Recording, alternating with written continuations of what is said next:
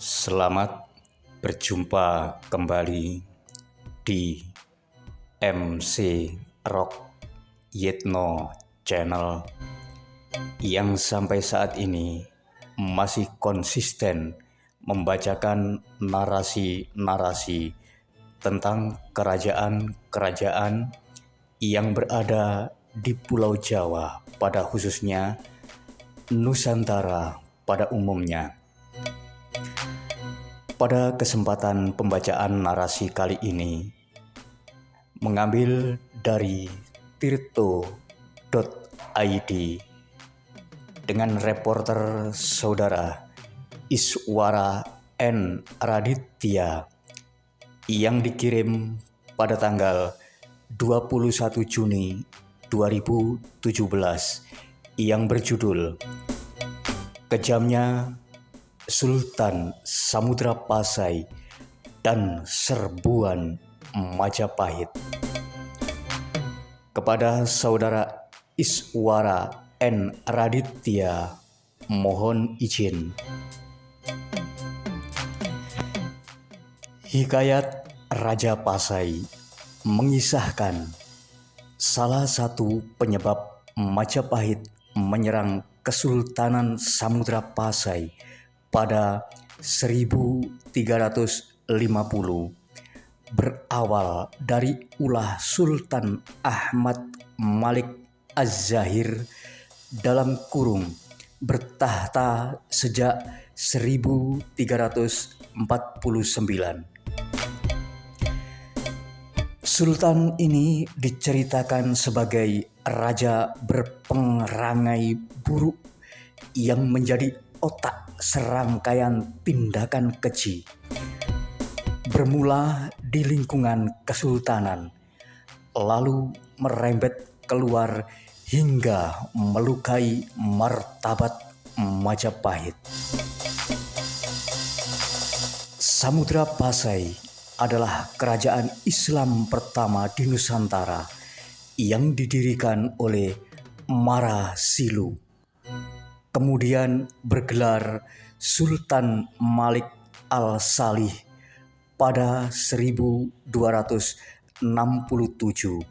dalam kurung Rusti Sufi dan Agus Budiwibowo, kerajaan-kerajaan Islam di Aceh 2006.250.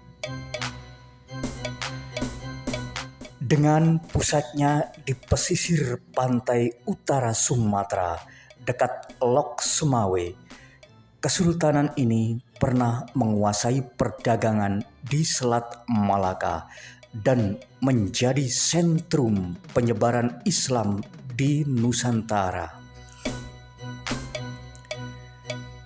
Kesultanan Samudra Pasai berjaya saat dipimpin Sultanah dalam kurung Ratu Nahrasia sejak 1406. Dalam kurung ada sumber lain yang menyebut tahun 1400 sampai 1428. Petualang kondang asal Italia Marco Polo, juga Ibnu Battuta yang menjelajah Muslim dari Maroko hingga armada Cina pimpinan Laksamana Cheng Ho pernah menyambangi wilayah kerajaan ini. Marco Polo menyebut Samudra Pasai dengan nama Giava Minor atau Jawa Kecil, dalam kurung Muhammad Said Risalah, Seminar Sejarah Masuknya Islam ke Indonesia 1963.2 82 sampai 83. Tentang hikayat Raja Pasai. Salah satu referensi dalam tulisan ini adalah hikayat Raja Pasai yang memang sering dijadikan sumber utama dalam historiografi atau penulisan sejarah Kesultanan Samudra Pasai. Hikayat Raja Pasai yang diperkirakan ditulis pada abad ke-14 kini telah disusun ulang. Salah satunya oleh Dr. Russell Jones yang bukunya diterbitkan di Kuala Lumpur, Malaysia pada 1999.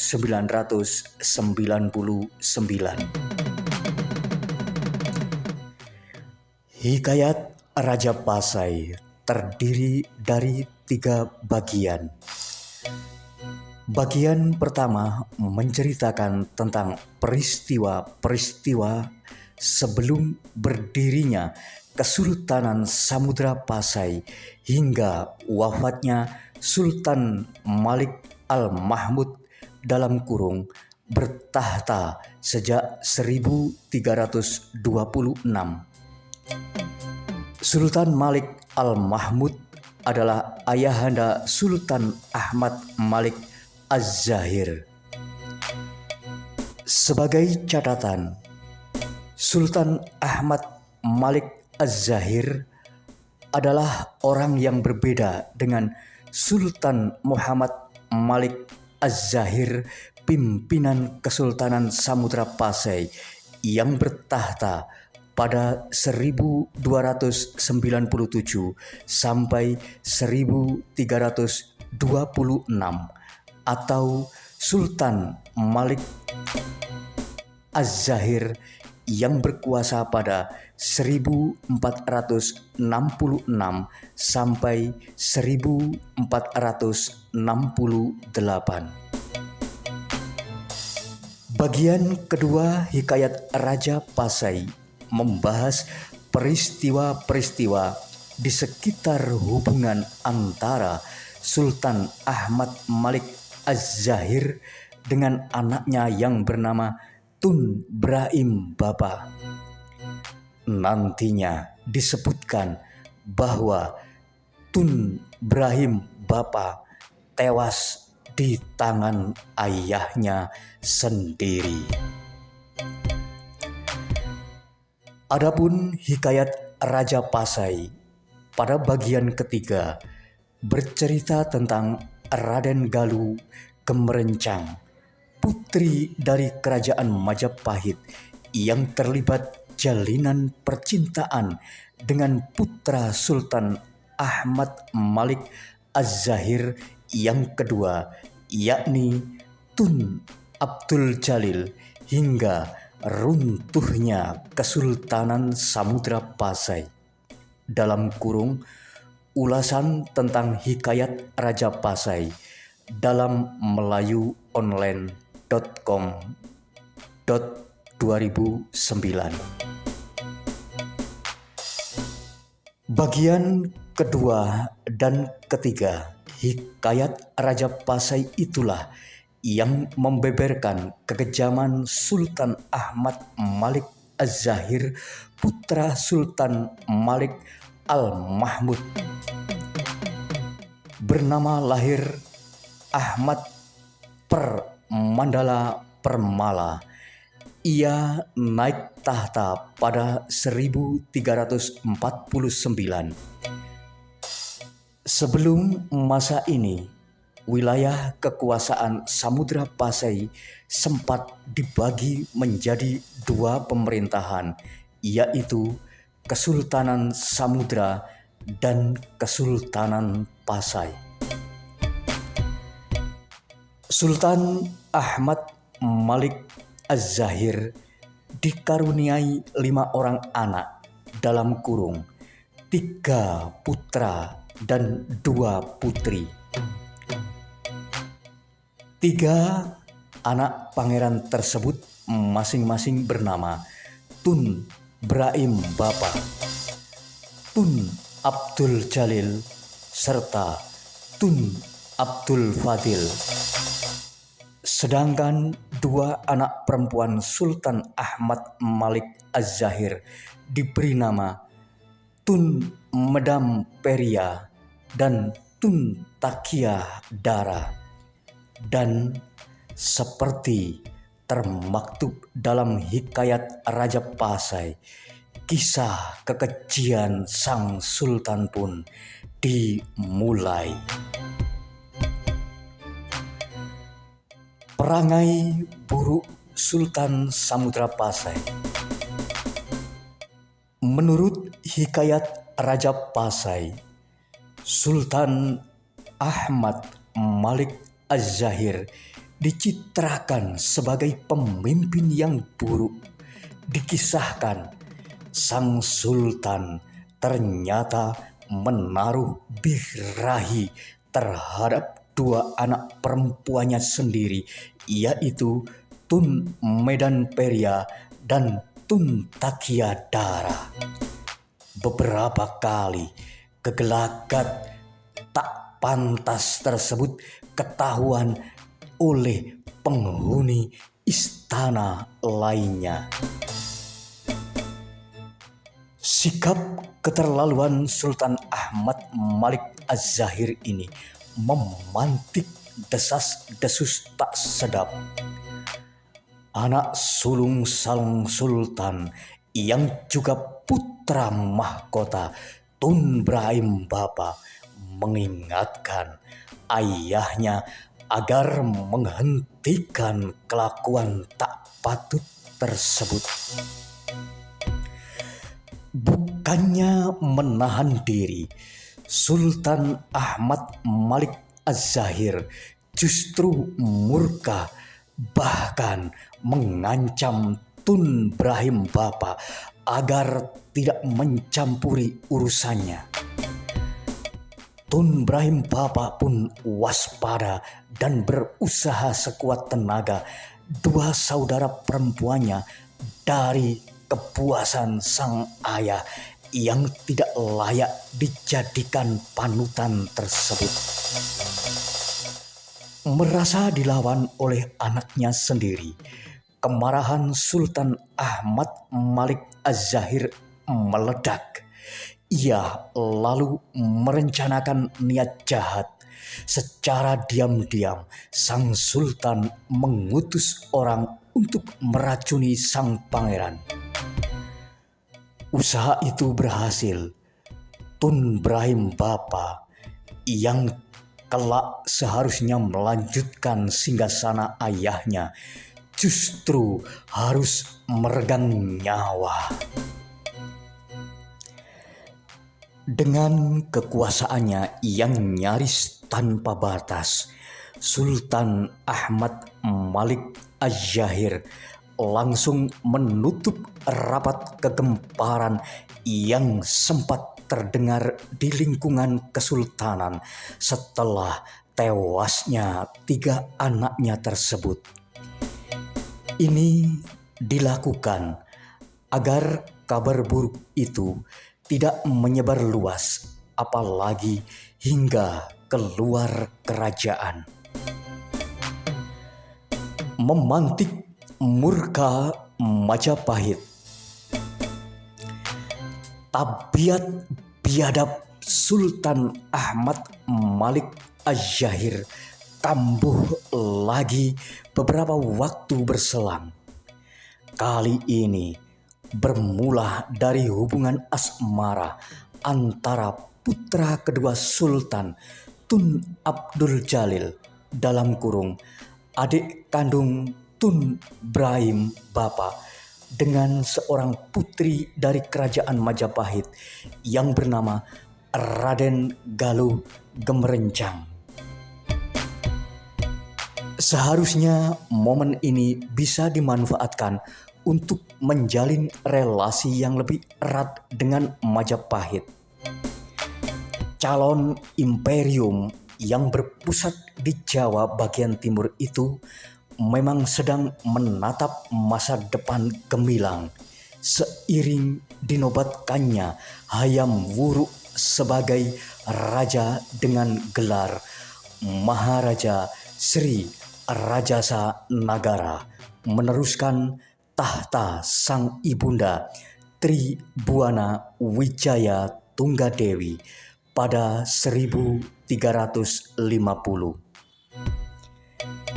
Ditambah lagi, Majapahit memiliki seorang Mahapati sekaligus panglima perang tertinggi yang namanya sudah terkenal.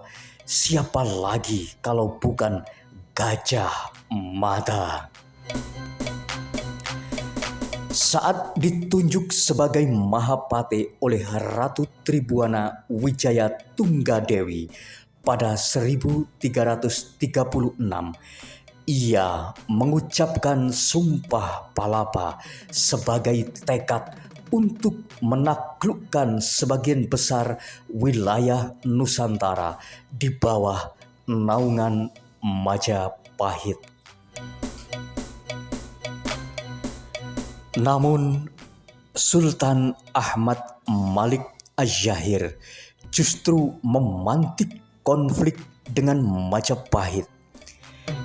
Kecantikan Raden Galuh Gemerencang yang tidak lain adalah calon menantunya ternyata membuat Sultan jatuh cinta. Kala itu sang putri beserta para pengawalnya sedang bersiap untuk pergi ke Samudra Pasai untuk menemui sang pujaan hati. Tak rela Raden Galuh Gemerencang diperistri putranya sendiri, Sultan Ahmad Malik Az-Zahir pun menyiapkan siasat keji untuk Tun Abdul Jalil, sama seperti yang pernah dilakukan terhadap anak sulungnya Tun Brahim Bapa. Nyawa pangeran kedua pun dihabisi dan mayatnya ditenggelamkan di laut. Sementara itu, rombongan Raden Galuh Gemerencang akhirnya tiba di Samudra Pasai. Sang putri terkejut mendengar kabar dari orang-orang kepercayaannya, Tun Abdul Jalil, bahwa calon suaminya itu telah dibunuh atas perintah Sultan Ahmad Malik Az-Zahir. Raden Galuh Gemerencang yang jiwanya terguncang sangat sedih. Ia lalu menenggelamkan diri ke laut di mana jenazah Tun Abdul Jalil dibenamkan sebelumnya.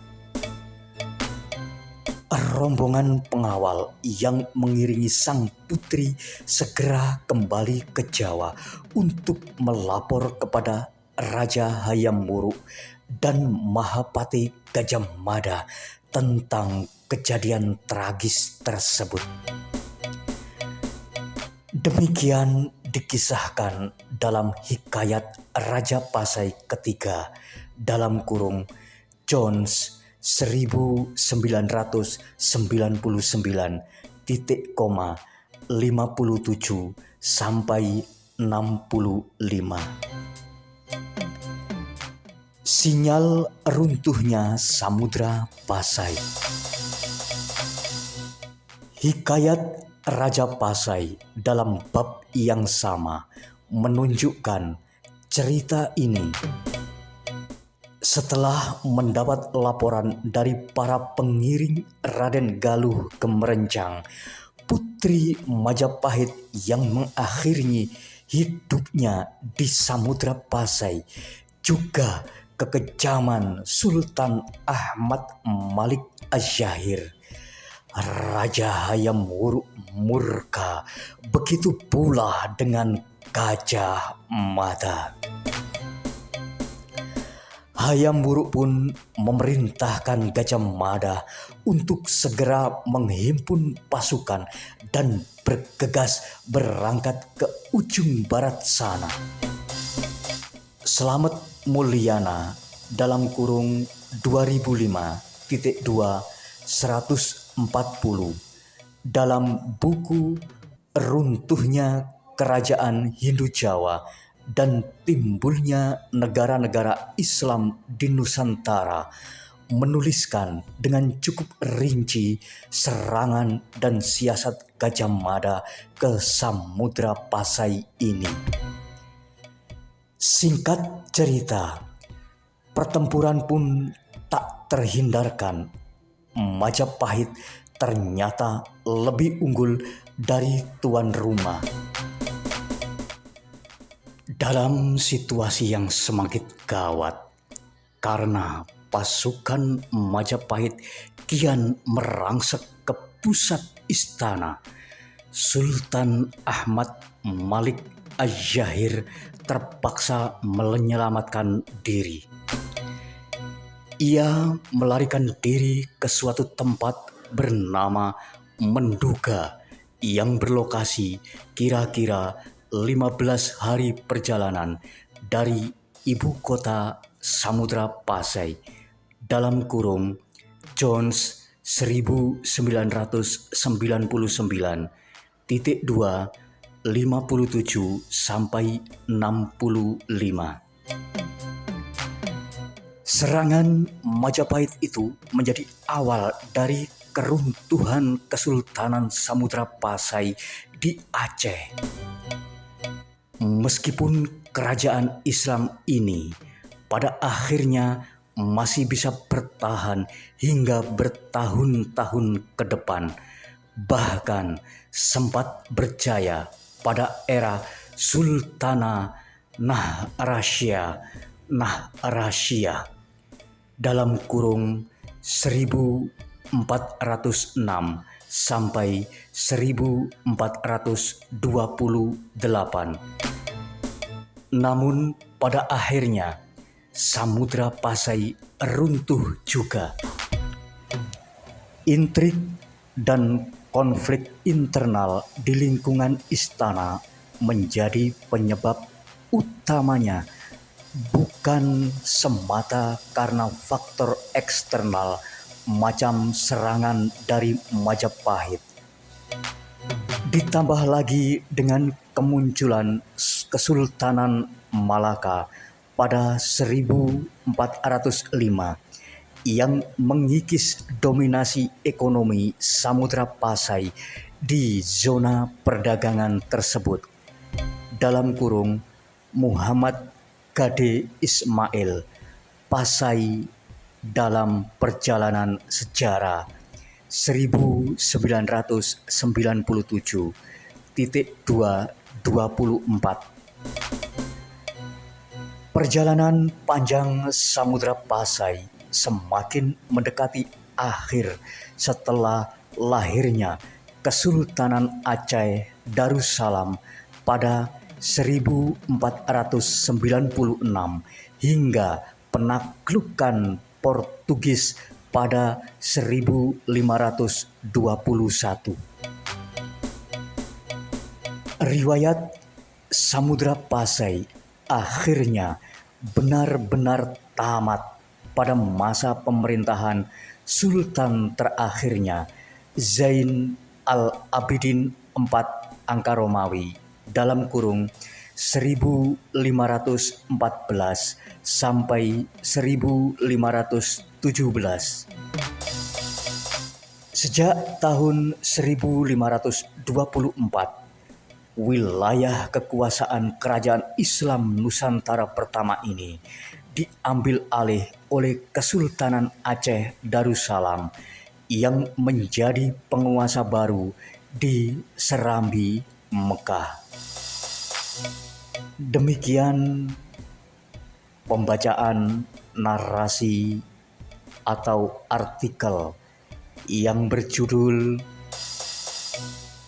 Kejamnya Sultan Samudra Pasai dan Serbuan Majapahit.